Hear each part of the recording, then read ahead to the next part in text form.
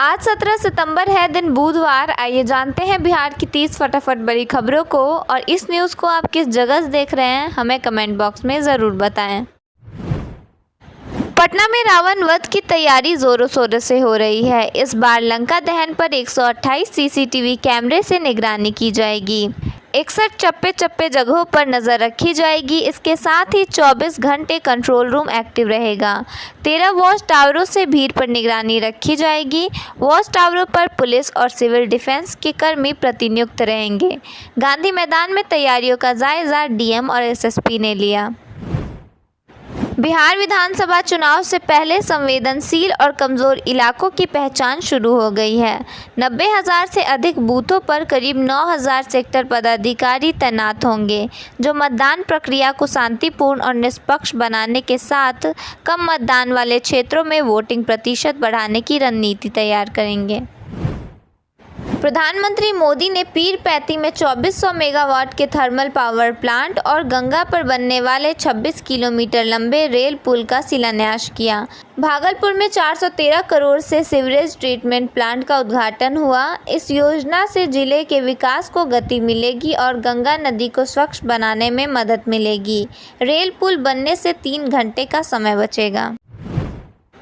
चुनावी साल में नीतीश सरकार ने छात्रों के लिए बड़ा ऐलान किया है। सरकार बिहार स्टूडेंट क्रेडिट कार्ड योजना के तहत दिए जाने वाले लोन पर अब ब्याज नहीं लेगी। सीएम नीतीश कुमार ने सोशल मीडिया पोस्ट के जरिए यह जानकारी दी है। सीएम ने लिखा, मुझे यह बताते हुए अत्यंत खुशी हो रही है कि अब स्टूडेंट क्रेडिट कार्ड योजना के अंतर्गत दिए जाने वाले शिक्षा ऋण की राशि सभी आवेदकों के लिए ब्याज रहित रहेगी।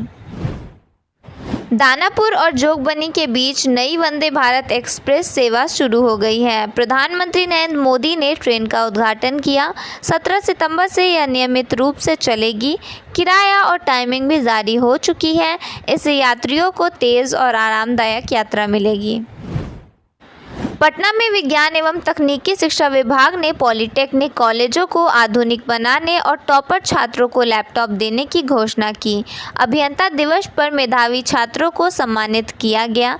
तकनीकी शिक्षा सचिव ने विदेशी भाषा की पढ़ाई और इंटर्नशिप के अवसरों की जानकारी दी, जहां छात्रों को 10,000 रुपये मिलेंगे। इस साल बिहार में प्रवासी पक्षी समय से पहले ही आ गए हैं, जो कड़ाके की ठंड का संकेत है। विशेषज्ञों के अनुसार ग्रे हेडेड लैपविंग जैसे कई पक्षी सितंबर के पहले सप्ताह में ही देखे जा रहे हैं।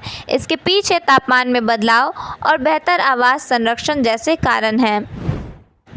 सीतामढ़ी और रक्सौल से लंबी दूरी की ट्रेनों में अगले 2 महीने तक कोई सीट उपलब्ध नहीं है, जिससे यात्री परेशान हैं। त्योहारों के बावजूद स्पेशल ट्रेन राहत नहीं दे पा रही है। बिचौलिए सक्रिय हैं, जो अधिक पैसे वसूल कर रहे हैं। तत्काल टिकट के लिए ओटीपी नियम अभी तक लागू नहीं हुआ है, जिससे बिचौलियों को फ़ायदा हो रहा है। दुर्गा पूजा को लेकर तैयारियां शुरू हो चुकी हैं। राजधानी पटना में सबसे खास डाक बंगला चौराहा का पंडाल होता है। इस साल तमिलनाडु के तंजौर स्थित बृहदीश्वर मंदिर के थीम पर पंडाल का निर्माण किया जा रहा है। यह पंडाल 80 फीट ऊंचा और 55 फीट चौड़ा होगा, जिसका निर्माण बंगाल के कारीगर कर रहे हैं। पूरे पंडाल में करीब 250 भगवान के अलग अलग स्वरूपों की मूर्तियाँ लगाई जाएंगी। बिहार के सहरसा जिले में नए बस स्टैंड का निर्माण होने वाला है। इसके लिए 12 एकड़ की ज़मीन चिन्हित की गई है। इसके बनने से लोगों को जाम की परेशानी नहीं झेलनी पड़ेगी। जल्द ही शिलान्यास भी किया जाएगा। तेजस्वी यादव 16 से 20 सितंबर तक बिहार अधिकार यात्रा पर रहेंगे। इस यात्रा में वे पटना, जहानाबाद, नालंदा, बेगूसराय समेत कई जिलों का दौरा करेंगे और बेरोजगारी, पलायन व किसानों के मुद्दों को उठाएंगे। बिहार सरकार के मंत्री जीवेश मिश्रा ने अपने ऊपर लगी मारपीट के आरोप को सिरे से खारिज कर दिया है। उन्होंने इसे राजद और कांग्रेस की साजिश बताया है और कहा कि उनका टारगेट कर जानलेवा हमला करने की कोशिश की गई। अररिया में विकास की रफ्तार तेज हो रही है। प्रधानमंत्री नरेंद्र मोदी ने पूर्णिया से अररिया गलगालिया रेलवे लाइन का उद्घाटन किया। कटिहार सिल्लीगुड़ी एक्सप्रेस को हरी झंडी दिखाई गई, जिससे लोगों को काफ़ी सुविधा होगी। स्कूली बच्चों ने सांस्कृतिक कार्यक्रम प्रस्तुत किए। लोगों ने पीएम मोदी का भाषण लाइव देखा। पूर्णिया के सांसद पप्पू यादव ने प्रधानमंत्री नरेंद्र मोदी और मुख्यमंत्री नीतीश कुमार की मुक्त कंठ से प्रशंसा की है। पूर्णिया एयरपोर्ट के लिए प्रधानमंत्री मुख्यमंत्री के साथ पूर्णिया की जनता का आभार जताते हुए सांसद ने कई अपेक्षाएं रखी। वंदे भारत और अमृत भारत ट्रेन को सांसद ने हरी झंडी दिखाते हुए कहा कि एकजुट होने पर असंभव भी संभव हो जाता है। प्रधानमंत्री नरेंद्र मोदी के बिहार के पूर्णिया आगमन के दौरान जनसभा को संबोधित करते हुए बिहार के मुख्यमंत्री नीतीश कुमार ने बड़ी बात बोल दी। उन्होंने कहा कि एक बार उधर चले गए थे, लेकिन गड़बड़ी शुरू हो गई थी। अब फिर कभी नहीं जाएंगे। अब भाजपा व एनडीए के साथ हैं और कहीं जाने वाले नहीं हैं। एक बार फिर हमारे एक साथी जो मंच पर ही हैं ने प्रयास किया था, लेकिन अब ऐसा होने वाला नहीं है। बिहार की राजनीति में नेता प्रतिपक्ष तेजस्वी यादव ने एक बार फिर केंद्र और राज्य सरकार पर सीधा हमला बोला है। इस बार उन्होंने पारंपरिक प्रेस कॉन्फ्रेंस या बयानबाजी के बजाय एक वीडियो सॉन्ग जारी कर एनडीए सरकार की नीतियों और कार्यप्रणाली को कटघरे में खड़ा किया है। वीडियो में तेजस्वी यादव ने जनता की आवाज़ को उभारते हुए कहा कि अब बिहार के लोग प्रधानमंत्री नरेंद्र मोदी और मुख्यमंत्री नीतीश कुमार से तंग आ चुके हैं। जनता एक सुर में कह रही है कि अब हमको माफ़ करो। वीडियो में कहा गया है कि 20 साल से तुम्हारी ही सरकार है, फिर भी युवा बेरोजगार है। तेजस्वी का सीधा आरोप है कि एनडीए सरकार सिर्फ जुमलों और खोखले वादों के सहारे सत्ता पर काबिज है, लेकिन वास्तविक विकास और रोजगार के मुद्दे पर पूरी तरह असफल साबित हुई है। राजधानी पटना के ऐतिहासिक गांधी मैदान से चलो जीते हैं अभियान के तहत रथों का शुभारंभ किया गया। कार्यक्रम के तहत राज्य भर के 50,000 स्थानों पर लघु फिल्मों का प्रदर्शन किया जाएगा। इन फिल्मों में प्रधानमंत्री नरेंद्र मोदी के बचपन से जुड़े प्रसंग, गरीबी और संघर्ष के दौर की कहानियां व उनके नेतृत्व में हुए बदलाव को दिखाया जाएगा।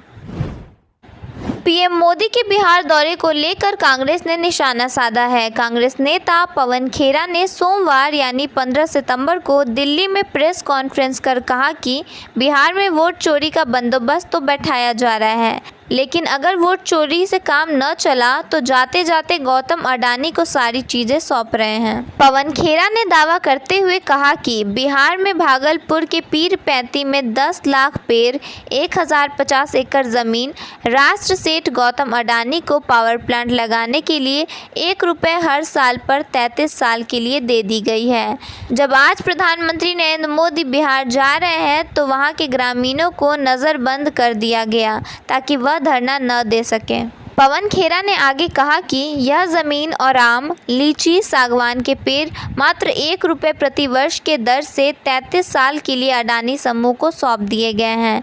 यह सौदा भागलपुर के पीरपैंती में 2400 मेगावाट के पावर प्लांट के लिए है, जिसकी अनुमानित लागत 21,400 करोड़ रुपए है। उन्होंने कहा कि यह आम के आम गुठलियों के दाम वाली कहानी है। पटना साहिब स्थित तख्त श्री हरमंदिर साहिब गुरुद्वारा के गेस्ट हाउस जौहरी निवास के कमरा नंबर 305 और 306 में पुलिस ने छापेमारी की। इन कमरों से विदेशी निर्मित पिस्तौल, मैगजीन और खाली कारतूस बरामद किए गए। पुलिस ने 4 पंजाबी युवकों को पकड़ा है और यह कमरे एक निजी चैनल के उपयोग के लिए लंबे समय से आवंटित थे। इलाहाबाद बैंक की बाढ़ शाखा में एक महिला दुकानदार के साथ धोखाधड़ी का मामला सामने आया है। श्रृंगार की दुकान चलाने वाली देवरानी देवी ने बैंक से 40,000 रुपये का लोन लिया था। पैसे लेकर गिनते समय एक युवक ने उनसे 500 नोट के नकली होने की बात कही। महिला के मना करने पर उसने पैसे गिनने का प्रस्ताव रखा। युवक ने चालाकी से 15,000 रुपये अलग कर लिए। उसने महिला को केवल 25,000 रुपये वापस किए और फरार हो गया। बिहार में ट्रेन से कटकर होने वाली मौतों की संख्या लगातार बढ़ रही है। सासाराम स्टेशन के निरीक्षक प्रभारी संजीव कुमार ने बताया कि हाल के 3 माह में ट्रेन से कटकर रोहतास जिले में 25 लोगों की मौत हुई है। बीते 3 महीनों में विभिन्न रेल खंडों पर 100 से ज़्यादा लोगों की मौत हो चुकी है। इससे संदेह पैदा हो रहा है कि क्या ट्रैक पर होने वाली मौतें कहीं हत्या निपटाने का नया ट्रेंड तो नहीं है। सारण के मढ़ौरा में चेन स्नैचिंग की वारदातें बढ़ रही हैं। मंगलवार को एक महिला के गले से सोने का जिउतिया छीना गया। बदमाश रास्ता पूछने के बहाने वारदात को अंजाम दे रहे हैं। पुलिस ने कुछ अपराधियों को पकड़ा था, लेकिन घटनाएं रुक ही नहीं रहीं। पिछले 2 महीने में कई महिलाओं को निशाना बनाया गया है।